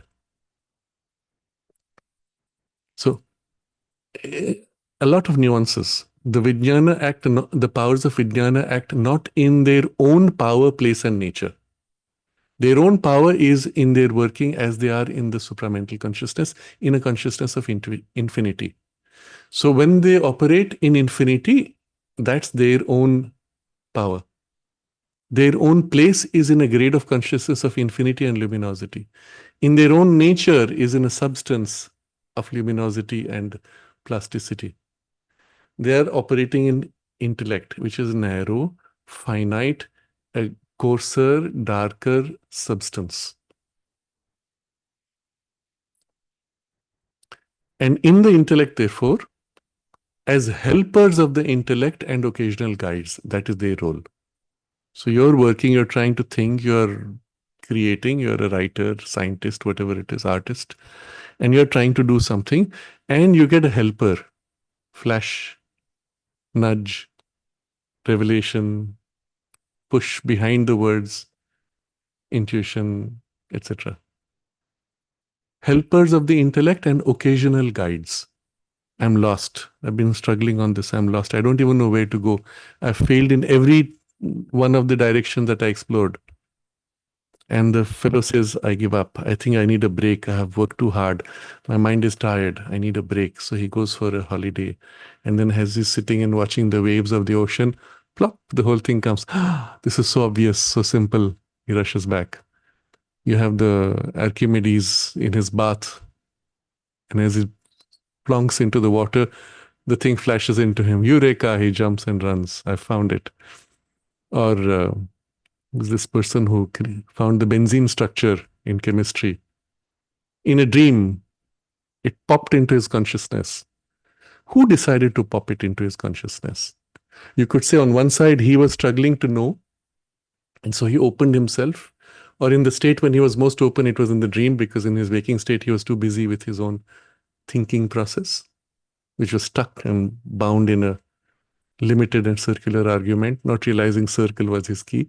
So in the dream, he sees all the molecules in a circle holding hands, and he gets the idea, benzene is a ring. It's not a string. So he wakes up with it. So these things come when either the person is open, ready, receptive with a strong aspiration, or when from above there is a help. Humanity needs this nudge, push, this insight, this development, this discovery, etc. A lot of human development, a very large part of it, is actually pushed from above. And it is through such a process from the higher working, from the higher worlds, reflected or pushing inside the intellect or in the heart or the emotions or in the life energies or even sometimes in the instincts, that things are shaped in human unfolding circumstances. So this is why he says this discrimination, viveka, is for the purpose of man's progress in his present stage, its importance is supreme. Because in the intellect, you get that. If you don't have the discrimination, all the distortions are possible. If you have this discrimination, you can catch what came and not mix it with other things which are in your intellect. So critically, in the intellect, the discrimination is required so that you can access that higher knowledge or receive when it comes. So he explains this now. Directly, we get an intuition or revelation. The intellect, memory, imagination, logical faculty seize hold of it and begin to disguise it in a garb of mingled truth and error, bringing down the truth to the level of the nature, sanskaras, and preferences of a man, instead of purifying and elevating his nature and judgments to the level of the truth. Untrained. Our education never taught us how to, when receiving an insight or a truth, how to reach out and receive it and rise to it rather than crash it down. We've been taught to operate here. So when something higher pops in the higher range of our consciousness, we grab, bring down to the level where we can manipulate it. It's like a child has been given a toy. So here's a nice electronic gadget, let's say. The child says, wow, this is so interesting. But his current need of development is to sense things with pressure and sensation and look at forms and objects. So first thing he does, he starts dismantling and opening and trying to look at what's inside. The mind was not yet developed enough now to appreciate the abstraction of the grade of that this offered. It's too abstract, too far away. So you bring it down to its grade, break the pieces, join the words and play them. I have shared many times this example of some people have seen, some of them very famous, so names necessarily have to be kept quiet, who read from Sri Aurobindo, were deeply inspired. Then, because they had to be their human, independent person, teacher, great philosopher, or whatever, they took that and then twist, change, add a few things which are characteristic of their nature, sanskaras, and preference. The three words Sri Aurobindo uses. In your nature, in your habitual uh, outlook. Sanskara, one could say, is the habitual outlook, cultural values, um, priorities which have been instilled into you. And then the preferences, which might be your personal preferences. And so these are the three kinds of distortions he lists. And they take this from Sri Aurobindo, add in those things, embellish it with something of what makes it more distinctive to them, and then present it as a package, as their own. You have quite a few people like that you can see all over. Not just in the Occident, but now equally in India. And it's becoming, for those who are into the business of building a brand, this is the characteristic. Brand building requires distinctive USP, unique selling proposition. What is your selling proposition which is unique to separate it from others? So you have to twist. If there's a great truth, you have to twist and make it something. Too many of them, unfortunately. But why? Because you want to bring it down to this level. If instead you say, wow, this is so beautiful, and you remain very quiet, dwell in it, and you allow it as if it absorbs you into itself. And your consciousness opens and flowers out into what that truth is revealing. And you have this extraordinary perception and vision, and you say, what an extraordinary heavenly. I could never express this in words, but it's so beautiful. I'm going to stay in this. And when you stay in this long enough, eventually it starts settling down and finds its own rhythm, its own vocabulary, its own rhythm, its own way of articulation and words. And then if you are in that mold, it flows down in a poetic outflow, or in a painting, or in a play expression in music, or just a radiance of whatever form that you're able to express it in, or in work, or in your space, or in your consciousness, if nothing else. Then that great truth has actually come down and infused itself in a lesser substance, but retained its essential character. This is worthwhile. But for this, you have to be trained to stay still and allow yourself to be drawn into its consciousness, its power, its substance. It's actually a different grade of substance, and you have to get familiar to be in a state of substance of consciousness, which is not your narrow grade, coarse mind consciousness. And once you're able, you're familiar, then it's easy, because you're familiar, to stay, hold, or even allow yourself to be absorbed. So he uses this phrase, bringing down truth to the level of the nature and sanskaras and preferences of a man, instead of purifying and elevating his nature and his judgments to the level of the truth. So if you stayed quiet and let this happen, your nature would be lifted up, because it's your substance taken into a higher grade, isn't it? And even your judgments, your preconceptions and ideas, all would be changed.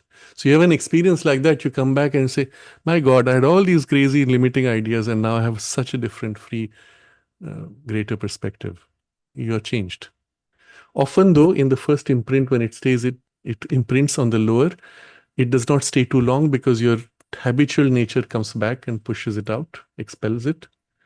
But if you can stay quiet and retain, it infuses until it shapes your nature, and then it becomes your new state. So directly when we get an intuition or revelation, these things seize and bring down. What is seizing and bringing down?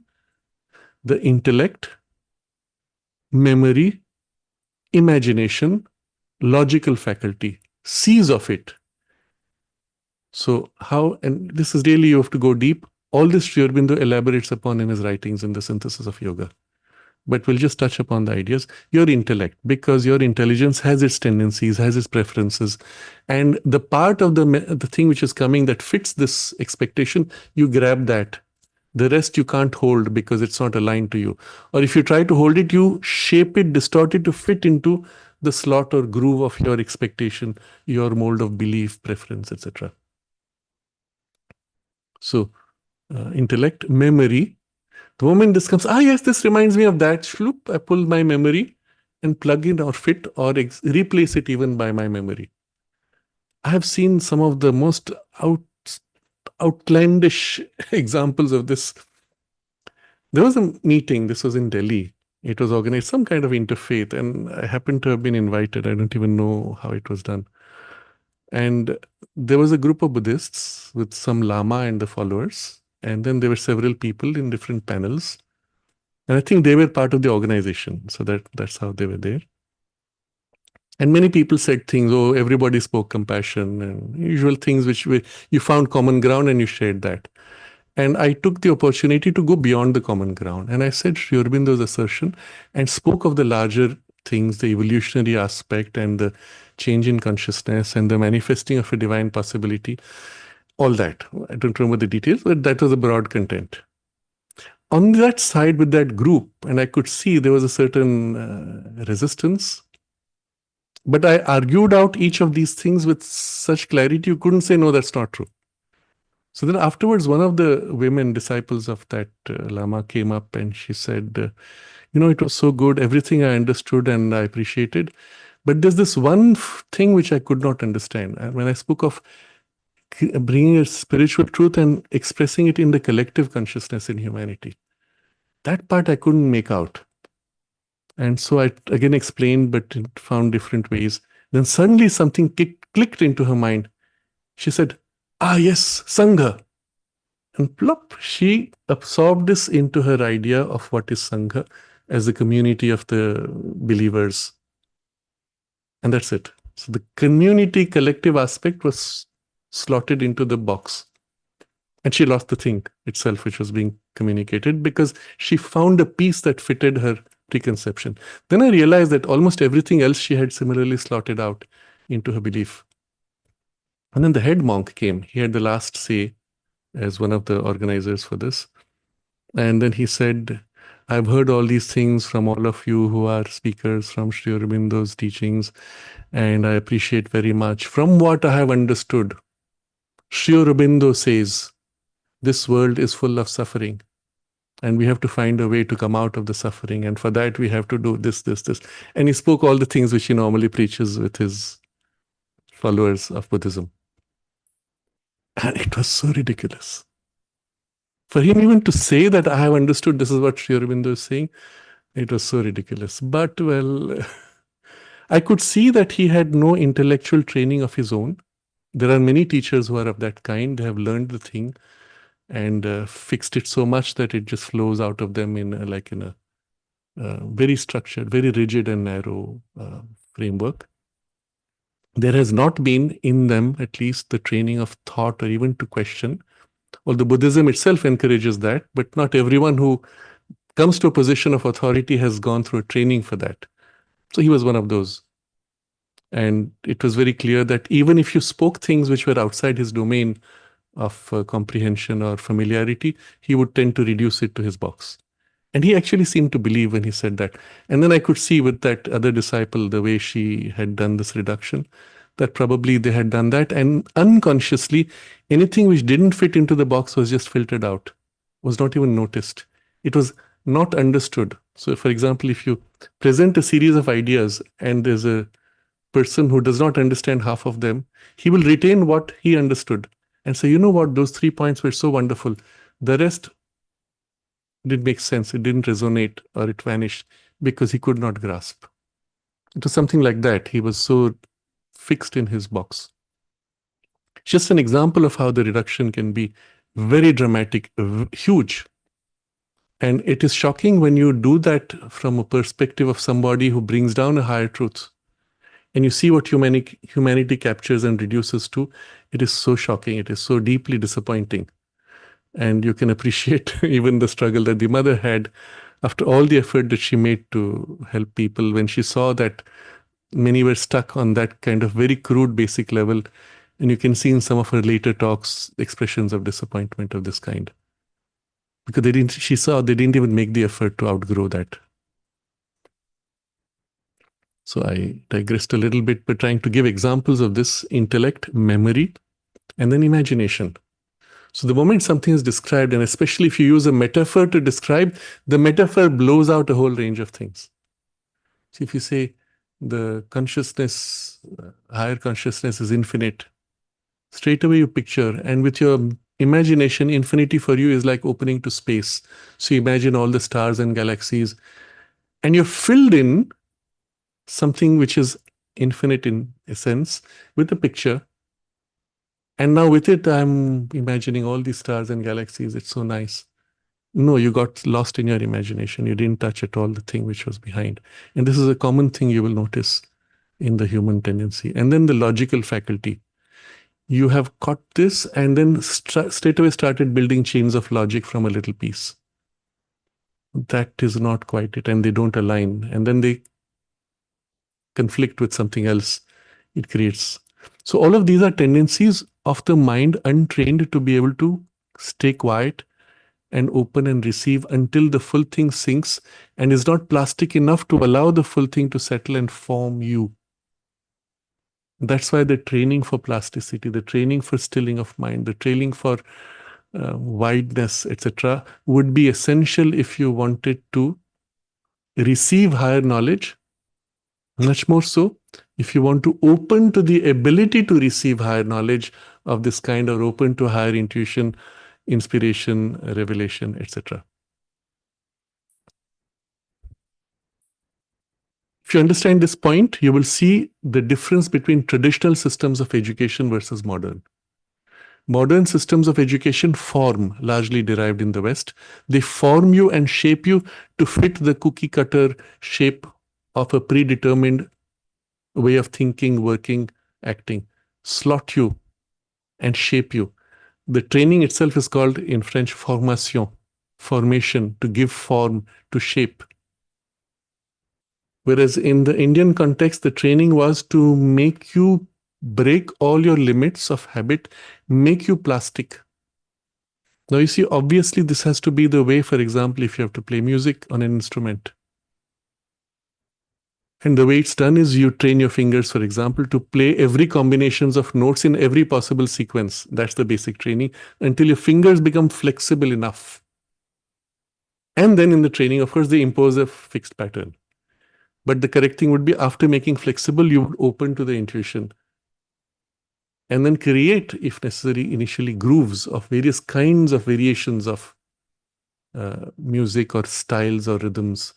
And then you're flexible enough so that when a pure intuition comes, it can find its own rhythm, and your consciousness all the way down to your fingers is able to flow with it. So you see the different mentality in prioritizing the educational objectives if you want to open to higher consciousness. So I'll reread the sentence, you'll appreciate fully now. Directly that we get an intuition or revelation, the intellect, memory, imagination, logical faculty seize hold of it and bring to disguise it with a garb of mingled truth and error. Mingled truth, pieces of truth that you already have, and error. Bringing down truth to the level of the nature. So, bringing down truth to the level of the nature, sanskaras and preferences of a man, instead of purifying and elevating his nature and judgments to the level of the truth. So you're bringing truth, you're bringing error, sometimes you bring your own pieces, but the way you fit, everything becomes a big mess. You must rise instead. Without viveka, discrimination, these powers are as dangerous to man as they are helpful. So if there is the higher intuition that flows in, he's saying it can be as helpful as it is dangerous. The light they give is brighter than the light of the intellect, but the shadow which the intellect creates around them is often murkier than the mist of ignorance which surrounds ordinary intellectual knowledge. Precisely because in the domain of ordinary intellectual knowledge, logic eventually ends up contradicting something which is inherently incompatible. But when something of this kind comes, of a higher type, there's a luminosity. You say, wow, this resonates deeply. But then when you build around it the distortions, you don't realize what distortions are being pulled in. A lot of religious teachings have been built around such things. Many of the New Age movements, some of them very genuine in their origination, inspiration, in a fragment, but the stuff which accrued around it became so perverse sometimes. And then there are also many teachers who had a momentary glimpse, then all the rest that they built around it was unrelated to anyone, a distortion around that, because it suited their need, etc. Very common in any kind of inspired teaching or movement. So he says, because there is a brighter light than the intellect, that part is so attractive. The rest, though, becomes much worse and much darker than purely intellect. What you see in the West, for example, in a strong reaction against any spirituality, is largely rooted in this idea. Here's a rational, materialistic framework, which is reasonably internally self-consistent. You give me something else, you speak of gods, angels, higher worlds, whatever it is, doesn't fit. Fantasy, how can I verify? How can I validate? I could be fully pulled into error because I have no way to validate, so I would rather not enter. So a lot of the resistance comes from the refusal to risk losing something which is reasonably solid and seems true because internally self-consistent. So breaking out of that is also equally hard because nature, of course, throws you in experiences which are not compatible with your logical structure. But you don't know how to integrate that because you would get lost if you were to bring something which questions this. So your brain is source of your thought, very simple, simplifies life. But if you see somebody who has psychic powers, as they call it, and is able to read minds or something, it breaks your brain is creator of thought idea. So you have then to somehow say, all right, inside the brain, there are some quantum processes with electromagnetic waves by which you can pick up. You make up a story about telepathy and then you test and then it doesn't work because it's not electromagnetic. So then you say, okay, it is quantum resonance with, what is that, entanglement, something, you make up a story which you can't validate. Then that becomes speculative and philosophical and not physics or biology or psychology. So it's very messy when you lock yourself into that groove, but in that groove, you protect yourself from making major errors with the new knowledge. So that makes for a very slow transition of awakening. People eventually reject this lesser insufficiency of the truth, of which is materialistic, open to that, and then lose themselves because they were not given the training on how to validate those things by a deeper intuition. So in the West, you see, it's very easy to have these mixed teachers going out and creating big movements and impressing because the gullible ones latch on to what feels like a truth, but cannot distinguish where the mixture has come. The others oppose and stay out. And when the attempt is made, there is nothing in the culture to help you build that bridge. In India, at least in the more traditional families, and I don't say this is now everywhere, it's reducing more and more, people grow up with a certain culturing of sensitivity. That's when something is shared which is true, they feel, yes, this makes sense, this is true. And when there's a mixture, they say, you know what, I don't feel comfortable. And you find distance or you make your attempt to separate out. Now, I have found through frequent contact in various kinds of spaces across in the West, there are many individuals who have this inherently. And so it works for them. But it's not to say that it's not there. It is there everywhere. That's human beings. But it is not there in the culture. It's not there in the values, in the upbringing, in the collective culture. That's the difference between India and the West.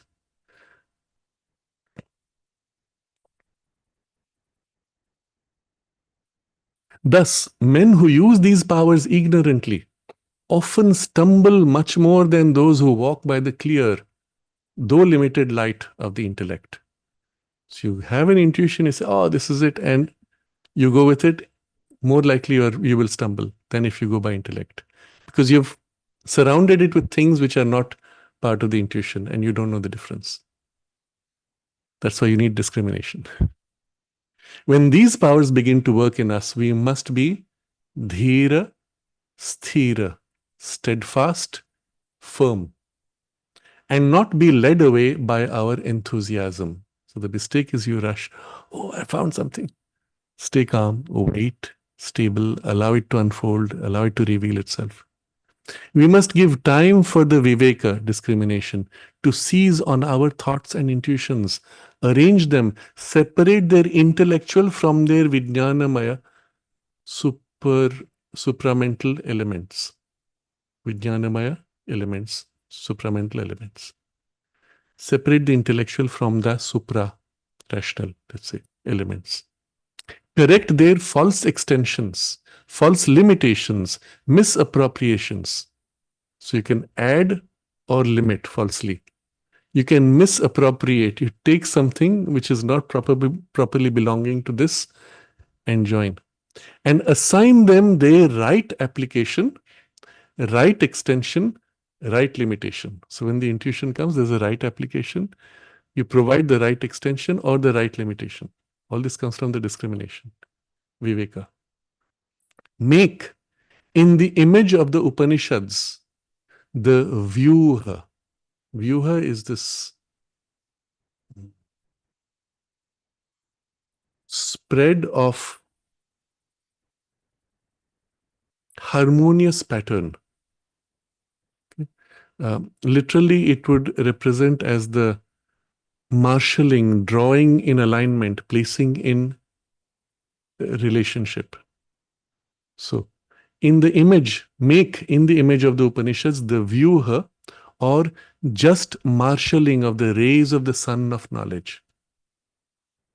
Suryasya Rashmaya, quoting from the Sanskrit, from the Upanishad. So, to clarify this analogy, let's say from the higher knowledge, several rays descended. So it was one ray which went this way, one ray which went this way, one ray which went this way. So you had three rays, three insights, or one insight which had three facets. Same. You have to place them in right relation with each other around the one center from which the rays emerge. Even in the intellect, there'd be one thing around which the three things would be facets. If you place them in disjointed way, you would have a distortion and even a significant error based on, even if you didn't add accretions or chop them, or in trying to fit them differently in a wrong way, you would cut and twist something to make them fit. I'm just giving an example. But the idea is, in the unfolding, there's a natural, like a flower, alignment of the facets, or in the vyuha, the rays aligning around this center, marshalling of the rays of the sun of knowledge. And so what happens is the viveka is the power by which this rearrangement takes place and things are put in their right place, wrong extensions removed and right extensions added. So it's a working of the higher discrimination faculty which has to work in you. And by this working, it will make you capable of receiving, and having received, make you capable of expressing in intellectual terms. Then he says, knowledge is not for the hasty mind, but only for the dhira, the steadfast. So you have to be unmoved. When that happens, when the descent happens, you wait in stillness, in the steadfastness until this thing settles in you and the thing gets organized. Or you wait until you are pulled up, and then from the higher station, the whole thing slowly settles and organizes itself and so on. So knowledge is not for the hasty mind, but only for the steadfast, who can sit long accumulating and arranging his store, and does not rush away with fragments like a crow darting off with the first morsel of food on which it can seize. Very interesting metaphor. The crow has this restlessness and fear. So you put a spread, it comes, seizes something and runs away. I got what I wanted. Not seeing there is so much more to get. And that's the tendency of the hasty mind. So the training you see necessary for preparing you for intuition, which we will look at later, which he explains also. First thing is make your mind quiet and remain still and be able to make it quiet and still for as long as you need. If you have this, then when the intuition comes, you're able to hold. But with it comes within all the other parts, faculties of your intellect. And this includes specifically all the things which he listed here. The intellect itself, the imagination, the memory, all these faculties also should be still waiting, made plastic, made conscious, etc., to be ready for this kind of an action. So I'm going to pause here.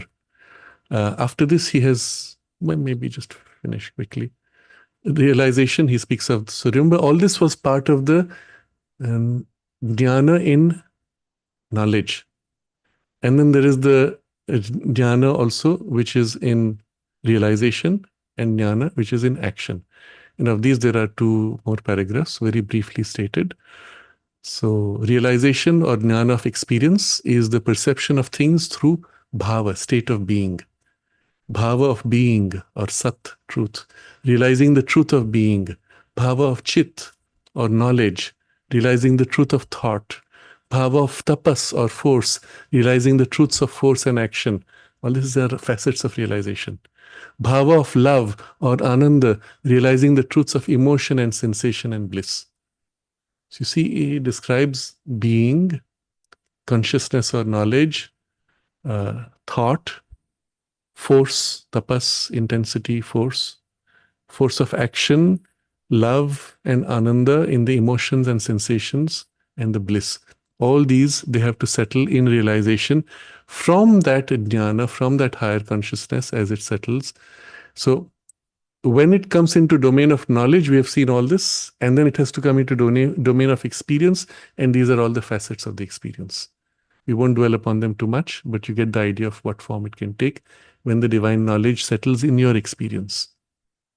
And the last in action, Satya Dharma, is the carrying out of the jnana in bhava, state, and action. That's all. So with this, we complete the first text, which describes this jnana. And next time we'll take up the other text, which has a more practical orientation, and then go further. Today, I'll let it take a bit of an elaboration to appreciate also the way Sri Aurobindo presents the Sanskrit aspect, the underlying things behind. So we have a broad base upon which the rest could go much faster. I will take a quick look at the chat box to see if anything we can touch on, because we have run out of time.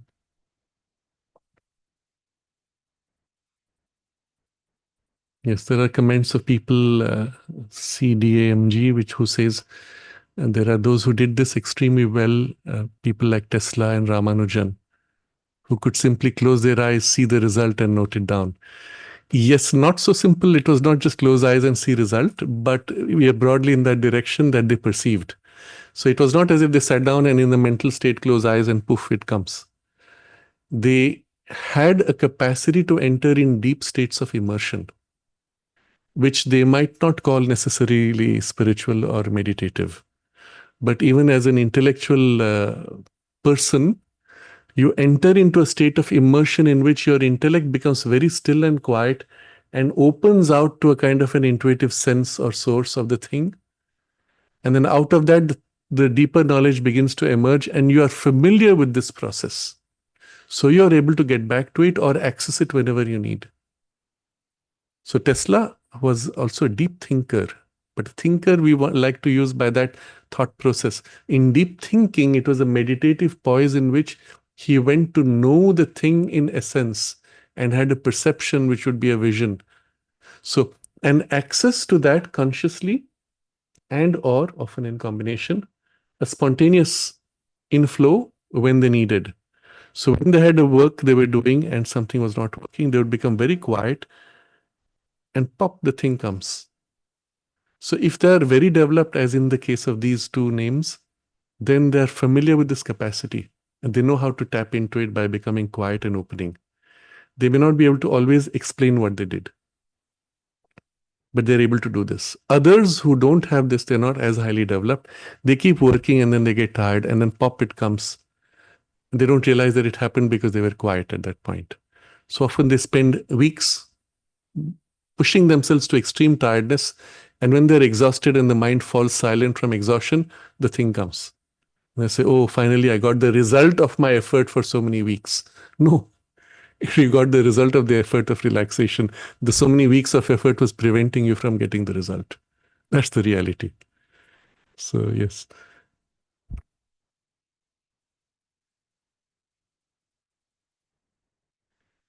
I'll just take one question, which Sparsh says, if intuition is like rays of supermind, how is it commensurate with inspiration and revelation, etc.? At which plane of consciousness do these lie? Are they powers of intuitive mind? So the moment we use this word intuition, it's an English word. It encompasses all these three: drishti, shruti, and smriti. Unfortunately, only the last smriti is translated as intuition and again viveka, discrimination. But when you say just intuition, we mean all three, and they belong to the intuitive plane. So intuitive mind. So there's an intuitive mind which has these 3 or 4 operations. Let's call them 4 because the last 2, Sri Aurobindo puts them together. But later in the synthesis of yoga, he speaks of 4: revelation, inspiration, intuition, and discrimination. He puts them as 4 faculties of the intuitive mind. Of course, the last 2 are closely bound, but in principle, the discrimination operates for all. But if you build the base of this intuition, discrimination together, the other 2 can flow easily. So there's a preparatory stage of the lower 2, and then the higher 2 can come freely, but you could speak of them as 4. So yes, they all belong to the intuitive consciousness or intuitive mind. All of them, though, are also naturally infusing from above into the working of the intellect or other ranges of consciousness, even in the vital consciousness, even in the physical consciousness. So they work because they seep in and operate and create spontaneous knowledge or flashes of knowledge on all these layers. Not only in humans, even in animals. So even in animals, there are spontaneous flashes of equivalent of insight, but the mind is not so developed.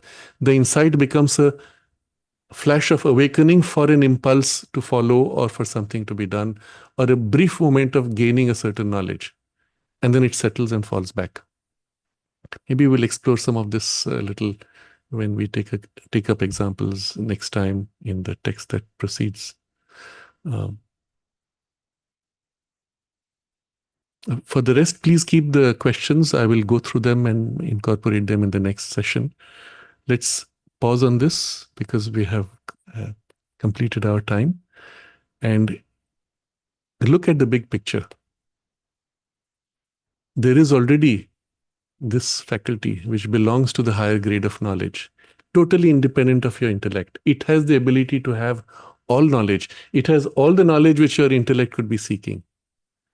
So good, please train your intellect, bring it into its fullness, but at the same time, train it to become a fit vehicle for the higher knowledge of jnana and the vijnana, the supermind. And for the purpose of this direct and divine knowledge, prepare yourself even as you train the intellect, and then train specially how to receive it. And when it comes, let yourself be lifted by it so that it can draw you and accelerate your own upward evolution of consciousness. Each flash of intuition, if so worked upon, becomes an occasion for you to ascend as much as it is for a knowledge to descend. This mutuality is highlighted in the Veda. There is a descent from above, but also the descent can provoke or can assist an ascent. And that's how we help each other with the gods. The gods use or need us as vehicles to manifest, We need them as the means to ascend. So that's the mutuality that is described in the Veda. And let this be our reference for the work that we would want to develop more and more. As we proceed with the text, the further methods and means by which we could further develop this possibility will be discussed. But for now, hold this. Your aspiration turning draws a response. And if you're receptive enough, the response can fill you, lift you, shape you, give you knowledge, power, capacity, and in the experience, even the joy and the love and the bliss of what descends. All this is possible. So let's hold this in our aspiration and purpose of how we want to develop ourselves and the direction in which we want to develop. If not for these luminosities from above, flashes entering, humanity would be totally lost. So know also that from the other side, the consciousness is looking for instruments, wants to work and manifest through you. So as you rise, it also finds a fit vehicle, and the mutuality between the two would make for the accelerated ascent.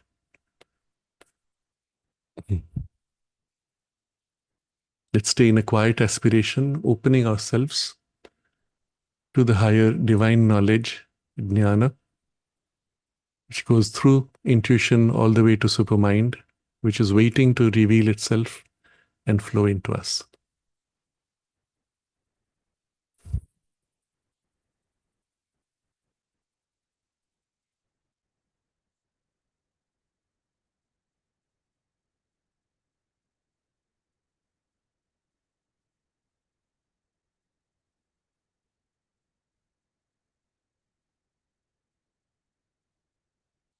Namaste.